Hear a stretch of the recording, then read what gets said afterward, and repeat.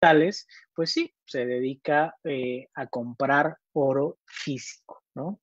Aquí en el centro de la Ciudad de México, si alguna vez se han dado la vuelta, hay muchos lugares que tienen letreros de se compra oro, ¿no? Y ellos negocian con el oro físico, ¿no?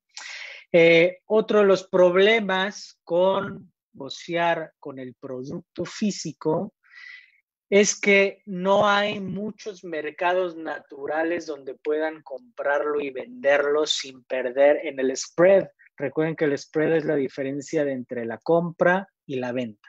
Si lo quieren comprar en un banco, por ejemplo, el spread en metales llega a ser de más del 5%, ¿no? O hasta más. Entonces, claramente no es no es la mejor idea. Lo mejor sería comprarlo en un mercado especializado en compra-venta de metales donde el spread sea mínimo, ¿vale? Entonces, pero bueno, primera opción, entonces, la parte física. Segunda opción, entramos a los instrumentos financieros. El instrumento financiero más directo prácticamente en cualquier situación para comprar un bien físico, un commodity, son los futuros. Los futuros estás comprando contratos, comprando y vendiendo contratos sobre el producto físico. Entonces, si tú compras futuros del petróleo, por ejemplo, estás comprando efectivamente 1,000 barriles de petróleo.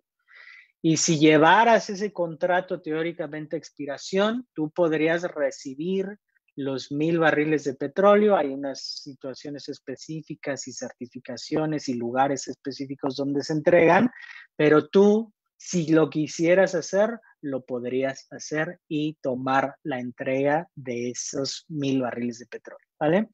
Lo mismo ocurre con el oro, con la plata, con el trigo, con la soja, con cualquiera de los commodities que están en los mercados de futuros. Los futuros son instrumentos apalancados, es decir, son 1,000 barriles de petróleo y menos no puedes, 2 contratos son 2,000 barriles de petróleo, 3 contratos son 3,000, etcétera, etcétera.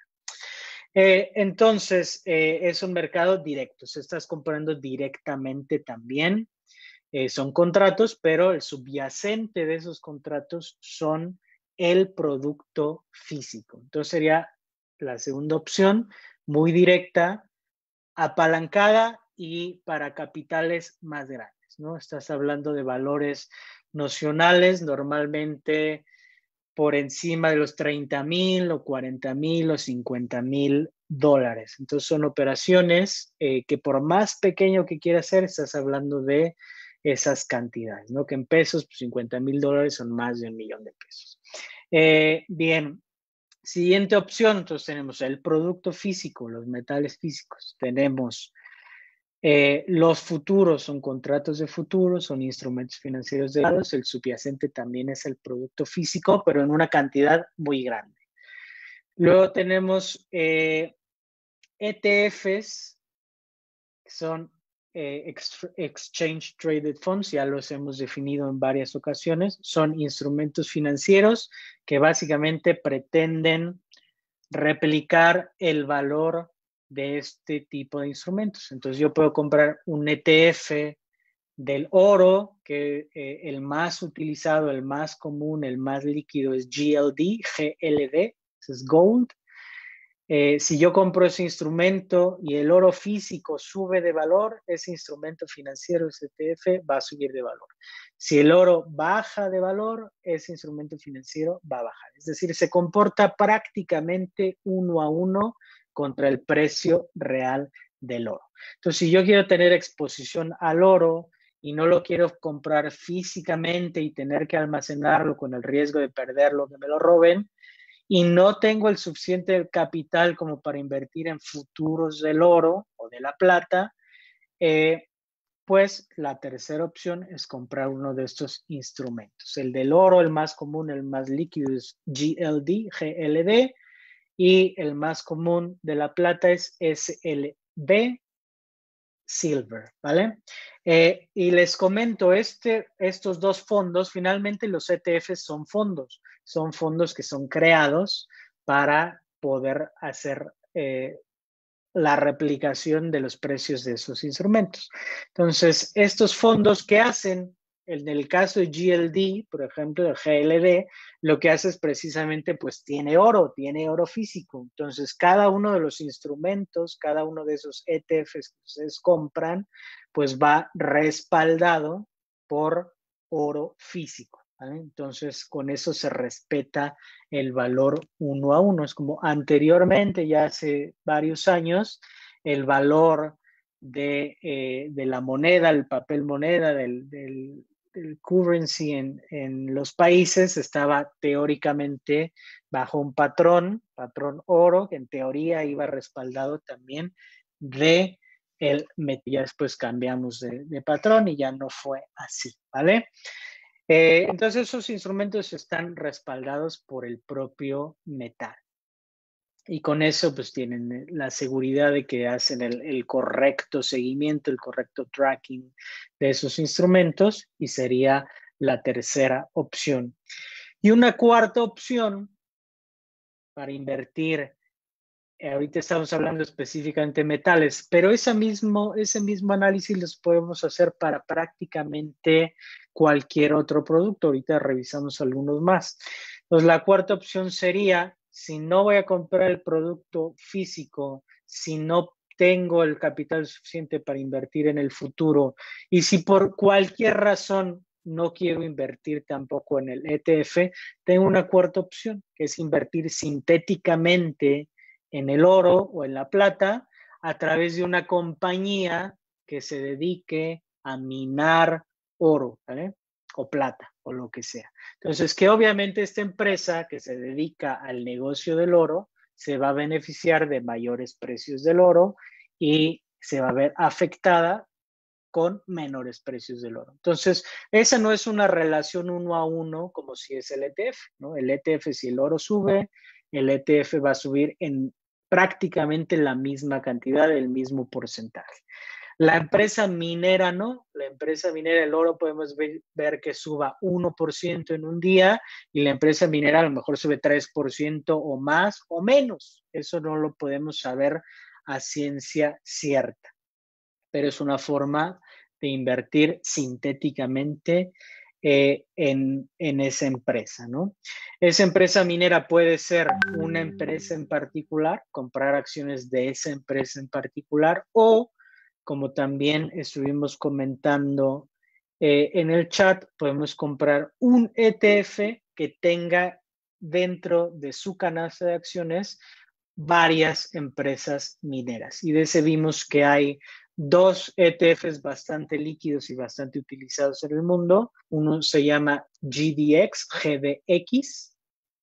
y otro se llama GDXJ, GDXJ.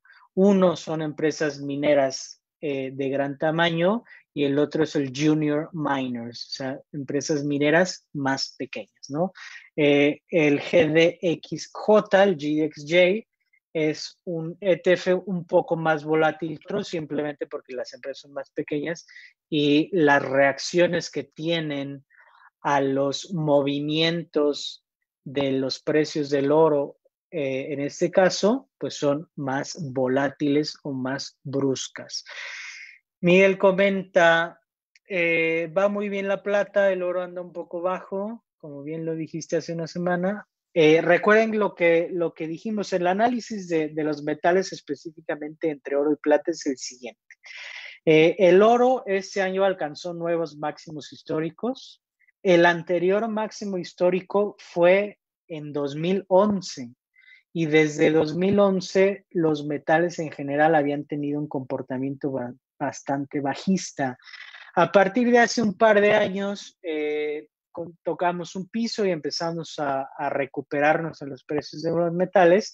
Y este año, en buena parte por el tema de la pandemia y que los inversionistas estaban buscando instrumentos que en la percepción general del inversionista son más seguros, les llaman safe havens, como refugios, si queremos buscar una palabra en el español, son refugios en el sentido de que si las acciones de las empresas están cayendo mucho, el oro se ve como que es un refugio, un activo que puede ser como de protección, ¿vale? Que no necesariamente va a caer en una situación de crisis, sino al revés, va a aumentar de precio.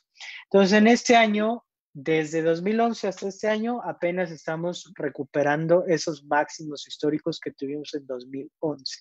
Entonces, habíamos tenido un periodo bastante bajista en los metales. Y hay una idea, hay un cierto mito en general que la gente no sabe mucho de inversiones, no está metida en el tema, piensa que los metales, específicamente el oro, siempre va al alza, ¿no? Siempre sube. Sabemos que esto no es así. Tan solo si hubieras comprado oro en 2011, apenas hace un par de meses hubieras recuperado tu inversión. O sea, ni siquiera habrías ganado, estarías en cero. Compraste en 2011 en el techo y tuviste que esperar 9 años para volver a estar en el mismo punto. Entonces, obviamente los metales no siempre suben. A lo mejor si nos vamos en el gran largo plazo, pues sí, podía haber comprado en 2011, pero mi intención es vender en 2050. Bueno, ya si tienes la paciencia para ello, pues posiblemente sí tengas un rendimiento positivo en tu inversión.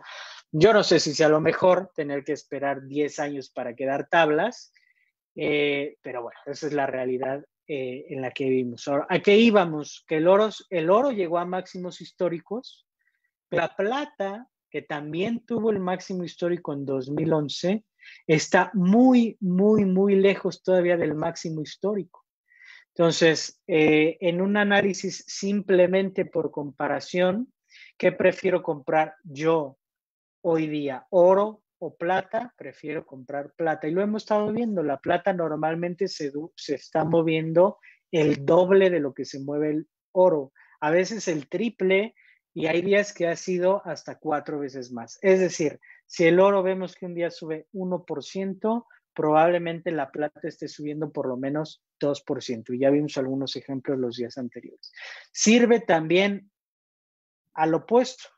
A veces, y lo vimos por ejemplo ayer, me parece que ayer, si el oro cae 1%, igualmente la plata va a saber que cae más, ¿no?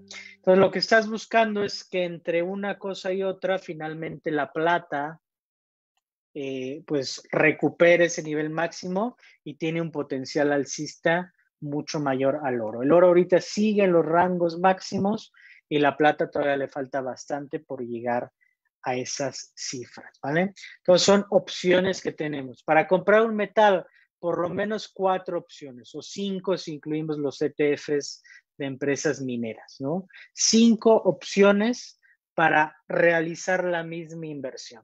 Todas las 5, cada una tiene perfiles diferentes, tiene riesgos diferentes, tiene montos de inversión diferentes, pero los 5 se benefician exactamente igual, con una subida en los precios del oro, ¿no? Y luego la podemos voltear también. Si queremos irnos en contra de los precios de los metales, pues también estas, excepto la primera, las otras 4, podemos apostar en contra, ¿no? Yo no puedo hacer una venta en corto del producto físico. Forzosamente tengo que utilizar algún instrumento financiero, ¿vale? Listo. Siguiente de la gráfica, entonces estábamos hablando de mercados emergentes. Ahí empecé a hacer la analogía del oro y de la plata, como tenemos varias formas de invertir. Si yo quiero invertir en mercados emergentes, lo más fácil en este caso va a ser comprar un ETF de mercados emergentes. El más líquido se llama EEM, que es precisamente un Emerging Markets ETF. Y ahí podemos ver que dentro de su panza trae a China, trae a India, trae a Brasil, trae algo de México. En general, trae los conocidos como mercados emergentes. Entonces, ¿cómo va a funcionar este ETF? Si los mercados emergentes empiezan a subir, ahora, ¿qué significan los mercados emergentes? No es el PIB de los países, ni la balanza comercial, ni ningún tipo, ni siquiera la moneda.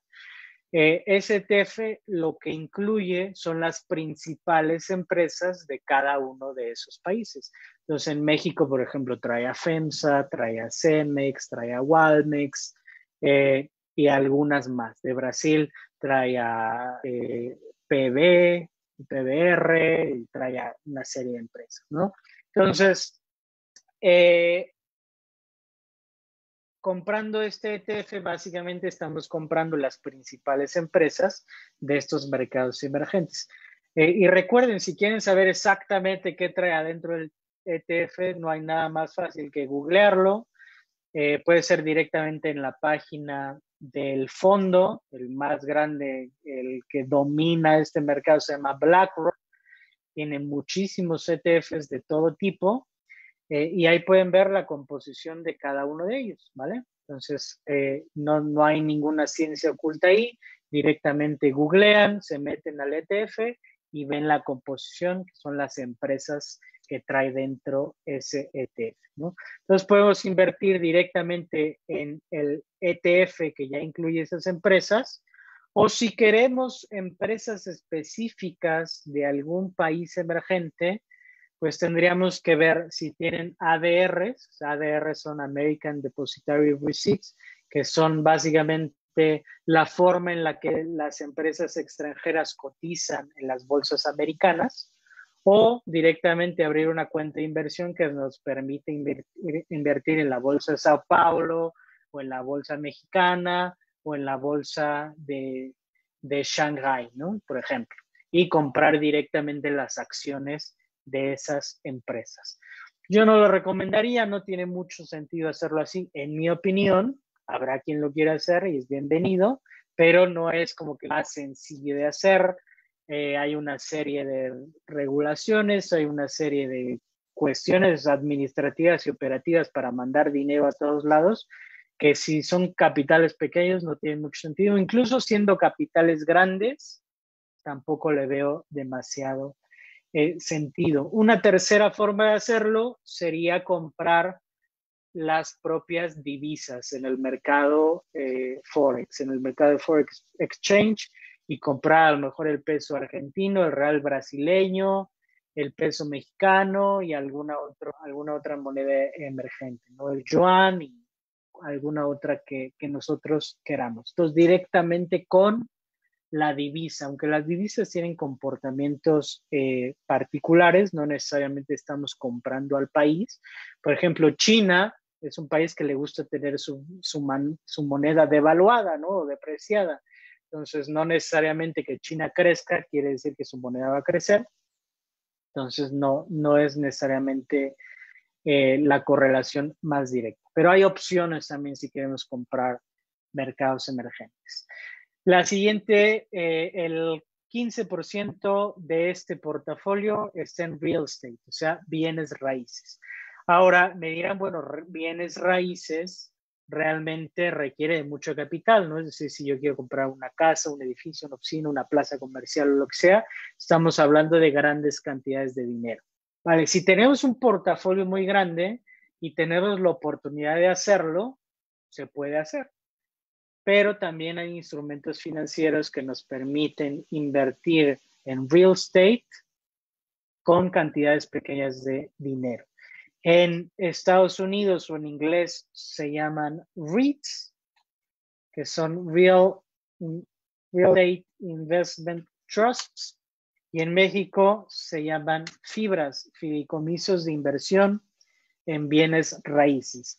Eso es invertir en el mercado de las bienes raíces, ¿no? Específicamente en el mercado de arrendamiento de esas bienes raíces. Los rendimientos de las fibras o de los REITs vienen directamente de lo que están cobrando estos fideicomisos por la renta de diversos espacios. En México tenemos algunas fibras que son de hoteles, algunas fibras que son de plazas comerciales, algunas fibras que son específicamente de naves industriales, o etcétera, ¿no? En Estados Unidos hay mucha más diversificación en el sentido que hay incluso fibras o REITs que son de centros penitenciarios o de algunas otras cosas que no hay, por lo menos todavía no las hay en México. Entonces nos permite diversificar un poco más en este punto. Entonces no necesitamos las grandes cantidades de dinero para comprar un bien raíz, una casa o lo que sea, sino que podemos invertir a través de las fibras o también comprando acciones de una empresa que se dedique a real estate, ¿vale? Entonces, también para poder participar en un mercado o en un sector como ese, tenemos una serie de opciones. Las siguientes son bonos del Tesoro de los Estados Unidos. Lo pueden intercambiar ustedes por bonos del Tesoro o certificados de la Tesorería, en el caso de México, CETES, de nuestro